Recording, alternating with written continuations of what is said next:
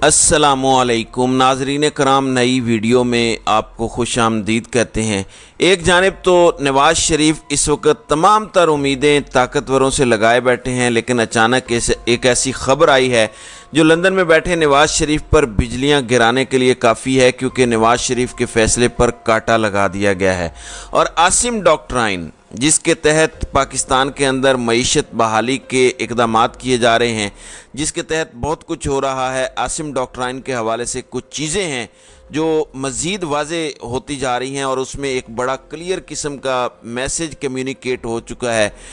अब मज़ीद इसमें क्या हो सकता है?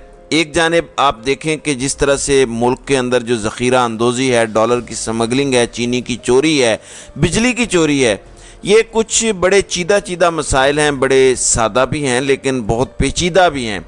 लेकिन इस सब के अंदर नवाज़ शरीफ को जो धचका पहुंचा है वो बड़ा इंटरेस्टिंग है। इसके साथ ही साथ इमरान खान के नाम पर लगा कांटा यूं लग रहा है कि वो मिट रहा है। इमरान खान को माइनस करने का मंसूबा अब यूं लग रहा है कि उसमें लचक आ चुकी है और कैदी नंबर 804 के लिए ग्रीन सिग्नल है पहला। और क्या पाकिस्तान तहरीक इंसाफ का एक नया दौर शुरू होने वाला है? इस हवाले से भी बड़ी इंटरेस्टिंग डिटेल्स हैं। एनालाइज करेंगे सिचुएशन को, मुख्तलिफ पॉसिबिलिटीज़ को और अपॉर्चुनिटीज़ को भी पीटीआई के लिए और इमरान खान के लिए, और थ्रेट्स को भी, क्योंकि मैं कोशिश करता हूं कि रियलिस्टिक अप्रोच आपके सामने रखूं।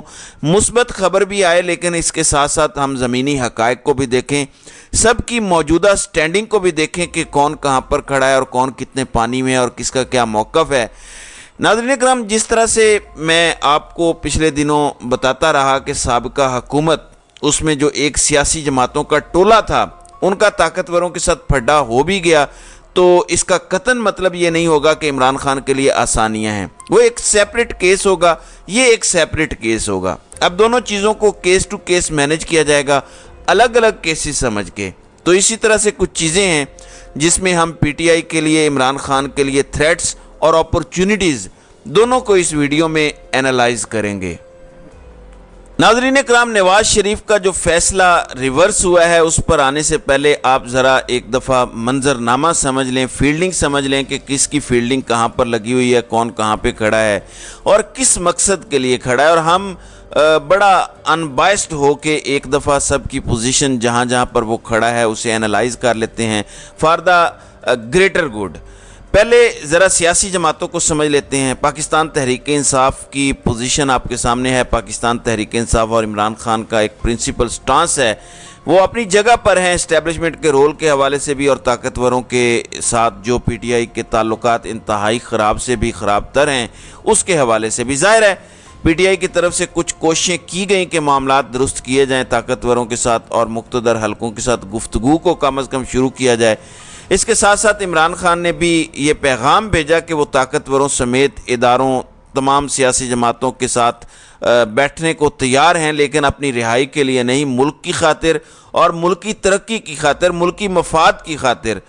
नून लीग इस वक्त कहाँ पर खड़ी है? नून लीग इस वक्त अपनी तरफ से तमाम तर उम्मीदें ताकतवरों से लगाए बैठी है और उन्हें लग रहा है कि हम ही वाहिद ऑप्शन है और हमारे अलावा ताकतवरों का और कोई गुजारा नहीं है। ज़ाहिर है नून लीग के अंदर एक नवाज़ ग्रुप, एक शहबाज ग्रुप है और शहबाज ग्रुप के हवाले से नवाज़ ग्रुप में ये तासुर पाया जाता है कि अब वो इस तरह के हालात बनाएंगे। ज़ुबान से कहते रहेंगे कि नवाज़ शरीफ हमारा वज़ीर आज़म है, लेकिन वो इस तरह के हालात बनाएंगे कि ताकतवरों को भी शहबाज शरीफ ही कबूल हो और नवाज़ शरीफ डायरेक्टली कबूल ना हो। नवाज़ ग्रुप के लोग और उनसे वाबस्ता सहाफ़ियों का एक टोला कहता है कि ताकतवर तो नवाज़ शरीफ पे ठप्पे लगा चुके हैं और ताकतवरों और नवाज़ शरीफ की बल्ले बल्ले, लेकिन वो इस वक्त खुद कन्फ्यूजन में हैं। पाकिस्तान पीपल्स पार्टी आप देखें पिछले हुकूमत का हिस्सा थी, बेनिफिशरी थे, फ़ायदा उठाया, केसेस माफ़ करवाए, सब कुछ किया और आज अवाम के साथ जो कुछ हो रहा है उसमें वो बराबर के शरीक हैं। जितने मर्जी वो चुनने काके बन जाएं, एक दूसरे पे ब्लेम शिफ्ट करें। पीपल्स पार्टी ने एक स्टैंड ये लिया था जिसका चले मैं क्रेडिट देता हूँ कि पाकिस्तान तहरीक इंसाफ पर पाबंदी के मामले पर उन्होंने रुकावट डाली थी और इस रुकावट में भी उनका अपना मफाद था कि एक इतना पॉपुलर शख्स जिसके पीछे अवाम खड़ी है, अगर उसे बैन कर दिया जाए, उसकी जमात को बैन कर दिया जाए, हम किस खेत की मूली है, हमसे तो अवाम पहले ही तंग है।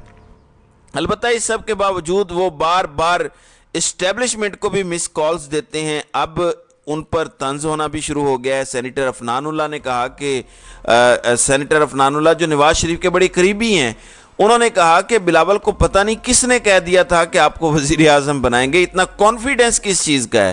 لیکن یہ بار بار مس کالز دیتے ہیں. اب بھی بلاول کہہ چکے ہیں کہ 90 دن میں انتخابات ہونے چاہیے، اور عمران خان کے حوالے سے بھی یہ بات ہو چکی ہے کہ ان کے ساتھ بھی کھڑے ہو سکتے ہیں الیکشنز کے معاملے کے اوپر، 90 دن میں انتخابات کے معاملے کے اوپر.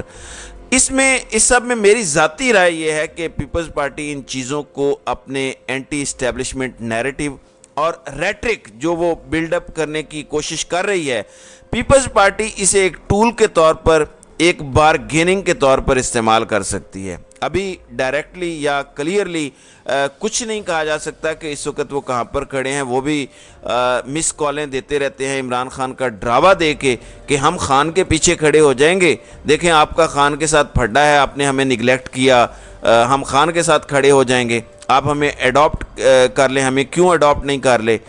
ذرا اسے اس لینس سے بھی دیکھیں. اس کے ساتھ ساتھ نگران وزیر اعظم نے کل بات کہی کہ ہمارا پی ٹی آئی کے ساتھ کوئی پھڈا نہیں ہے، سب کو تحریر کی تقریر کی اجازت ہوگی، الیکشن شیڈیول آنے دیں، سب کو جلسے بھی کرنے دیں گے، پی ٹی آئی پر کوئی پابندی نہیں لگے گی، اور پی ٹی آئی پر پابندی لگنی بھی نہیں چاہیے. ہم تو اس کے حق میں بھی نہیں ہیں، اور جو قصوروار ہوگا اس کے اوپر کارروائی ہوگی. میں 9 مئی کے واقعہ لوگوں کو دہشت گرد نہیں سمجھتا، لیکن انہوں نے جو کچھ کیا اس کی انہیں سزا ملنی چاہیے. یہ تو خان صاحب بھی کہتے ہیں. اب پی ٹی آئی کی وکٹمائزیشن پر جو انہوں نے بات کی ہے، اس پر عمل درآمد ہوتا ہے یا نہیں، یہ ایک بڑی امپورٹنٹ چیز ہے. ناظرین کرام، طاقتور حلقے اس وقت ایک چیز جاتے ہیں جو واضح ہو چکی ہے، اور وہ ہے اکنامک سٹیبلٹی، اکنامک پراسپیرٹی. لیکن اکنامک سٹیبلٹی پولیٹیکل سٹیبلٹی کے ساتھ جڑی ہے. اب بیک اینڈ پہ بہت کچھ ہو رہا ہے. ایک جانب صدر مملکت سے دورانی صاحب جا کے ملے ہیں، مشرف دور میں وہ وزیر اطلاعات تھے، اور وہ طاقتوروں سے بھی اگلے کچھ دنوں میں ملاقات کریں گے. مزید 2-3 ملاقاتیں ہونی ہیں سیاسی کشیدگی میں کمی کے لیے. وہ بہت سی کوششیں اور کاوشیں ایک مرتبہ پھر شروع کر چکے ہیں. اب اس دوران عمران خان کے لیے صورتحال بدلتی جا رہی ہے. ایک جانب نگران حکومت سے چیزیں مینیج نہیں ہو رہی. نگران حکومت جو سوچ کے آئے تھے غالباً سر منڈاتے ہی انہیں اولے پڑے ہیں. ریلیف انہوں نے کیا دینا تھا، بجلی کی قیمت میں نیپرا نے اضافہ کر دیا ہے. جولائی کی ایڈجسٹمنٹ سپٹمبر میں آپ کو لگ کے آئے گی. تو اکانومی اتنی آسان نہیں ہے. ایک جانب پاکستان کی ملٹری لیڈرشپ اپنے فل فلیج اقدامات کر رہی ہے، اور پاکستان کی ملٹری قیادت اپنی طرف سے پوری کوششوں کے ساتھ ساتھ کریک ڈاؤن اور دیگر چیزیں بھی کر رہی ہے. پشاور کی کرنسی مارکیٹ سیل ہوئی، اس کے بعد افغانستان میں ریٹ ڈالر کا بڑھ گیا، کیونکہ وہ ہمارے ملک کا بیڑا غرق کر کے اپنی اکانومی ٹھیک کر رہے تھے اسمگلنگ کروا کے. ایسے تو نہیں ہوتا، کوئی اپنا کاٹ کے تو نہیں دے سکتا. اپنے ملک میں غیر قانونی کام کرواتے رہے اور اپنے ملک کا بیڑا غرق کرواتے رہے.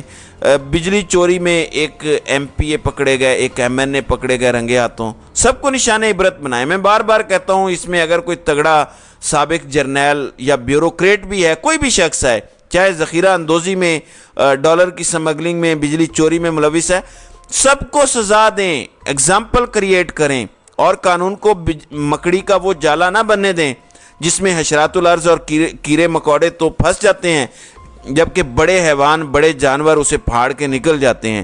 سسٹم انشاءاللہ خود بخود ٹھیک ہو جائے گا. امتحان ہے، دیکھتے ہیں کہ اس امتحان میں کتنے یہ سرخرو ہوتے ہیں. اب ناظرین کرام، یہاں پر ایک چیز تو بڑی واضح ہے کہ عمران خان کے لیے بہت سی چیزوں کے اندر ایک مرتبہ پھر سچویشن بدلتی جا رہی ہے. عمران خان کے لیے بہت سے معاملات کے اندر گرین سگنلز ہیں. اس ایکویشن میں دورانی صاحب کی کل کی ملاقات دیکھ رہا ہوں. اس ایکویشن کے اندر میں صدر مملکت کا اپنے عہدے پر طویل عرصہ رہنا لیکن انتخابات کی تاریخ دینے سے ایک سٹیپ پیچھے ہٹنا دیکھ رہا ہوں. اس میں صدر مملکت کا ایک مرتبہ پھر کردار دیکھ رہا ہوں. نگران وزیر اعظم کی سٹیٹمنٹ جو آئی ہے، پھر پی ٹی آئی کا جو موقف آ رہا ہے، یہ سب کچھ پھر پی ٹی آئی کے ساتھ باقی سیاسی جماعتوں کا عمران خان کا ہم خیال بنتا بھی. اسے بھی اس ایکویشن میں جب ڈالیں گے تو پکچر ہمارے سامنے کلیئر ہوتی جائے گی، ہمارے سامنے منظرنامہ واضح ہوتا جائے گا. دوسری جانب وہیں یوں لگ رہا ہے کہ جو عمران خان کے مائنس کا منصوبہ تھا اس کے اوپر بریک لگے گی، کیونکہ economic prosperity economic stability political stability के साथ डायरेक्टली प्रोपोर्शनल है और पॉलिटिकल स्टेबिलिटी ऐसे आ नहीं सकती। वहीं दूसरी जानिब आसिम डॉक्ट्राइन की बहुत ज़्यादा बात हो रही है। अब वो ड्राइविंग सीट पर हैं, निगरान हुकूमत, SIFC का इजलास और उसके अंदर बहुत इंपॉर्टेंट फैसले, ये सब कुछ हो रहा है। दूसरी जानिब अब नवाज शरीफ जो कि मसीहा बनते हैं, इसहाक डार जिनके हवाले से ये कहा जा रहा है कि ताकतवर बड़े खुश हैं, वो कहते हैं कि इन्हें ही लाना है, ये आ गए तो सब कुछ ठीक हो जाएगा, ये तो इन्वेस्टमेंट लाएंगे। इनके हामी सहाफ़ियों ने ये नैरेटिव बनाया कि शहबाज शरीफ को नहीं, नवाज शरीफ के चेहरे की खातिर जो है वो इन्वेस्टमेंट जो है वो जेब में लेके अरब ममालिक बैठे हुए हैं। आर्मी चीफ ने ये बात वाज़ेह की कि मैंने मोहम्मद बिन सलमान को कहा कि जो 25 अरब डॉलर आपने इन्वेस्ट करने हैं, 10 अरब मैंने कोई नहीं वापस करने, मैंने पाकिस्तान के ज़खायर में रख लेने हैं। तो फिर नवाज शरीफ इस इक्वेशन में कहाँ पे हैं? नवाज शरीफ के हवाले से वो जो एक फेक नैरेटिव बनाया जाता था कि सब कुछ उन्होंने करना है, उनके मुंह पर पता नहीं कितनी इन्वेस्टमेंट आ जानी है, वो इसके बगैर ही आ रही है। कहा जा रहा है कि 50 अरब डॉलर की इन्वेस्टमेंट आ रही है। पाकिस्तान की कितनी ही पिछली दहाइयों में कलेक्टिवली इतनी इन्वेस्टमेंट नहीं आई। अगर आ जाती है तो नवाज शरीफ की ज़रूरत कम अज़ कम इस एस्पेक्ट में जो इनके हामी सहाफ़ी एक नैरेटिव बना रहे हैं माइनस हो चुकी है।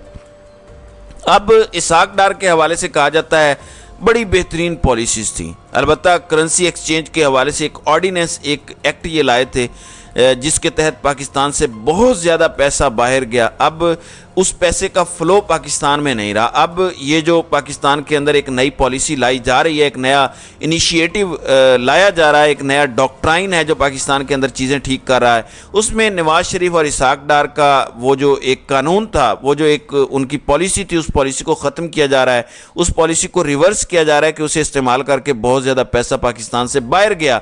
पैसे की सर्कुलेशन मुल्क के अंदर नहीं रही। जब पैसे की सर्कुलेशन मुल्क के अंदर नहीं रहेगी फिर पैसा, रुपया तो नीचे जाएगा, रुपया तो ज़मीन बोस होगा।